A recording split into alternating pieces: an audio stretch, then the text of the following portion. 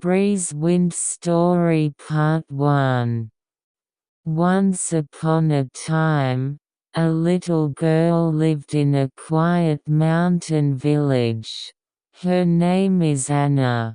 Anna had a special power to talk to the wind. Every day, she sat under an old tree on the outskirts of the village, listening to the wind. The wind told her various stories, and every time she listened, Anna's heart spread. One day, when Anna was sitting under a tree as usual, the wind spoke to her in a different voice than usual. "Anna, let me tell you a special story today." The voice was as soft as the sound of the distant sea, and at the same time powerful. "From now on, I will tell the story of a hero living in a distant country," the wind continued. "His name is Rio. He is a brave and kind-hearted young man. However, a big crisis was imminent for his country.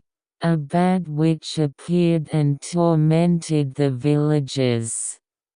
Anna listened with her eyes shining. The story of the wind tells how Rio decided to confront the witch and how many difficulties he overcame. Rio decided to travel in search of the legendary sword to help the people of the village. The sword was protected by the spirit of the wind, and it was said that only those with true courage and kindness could get it. On the way, Rio faced a test. "I crossed a steep mountain, through a deep forest, and entered a dark cave without fear." He prayed earnestly to the spirit of the wind, overcame the fear in his heart, and finally got the sword. While listening to the story, Anna wanted to accomplish something herself.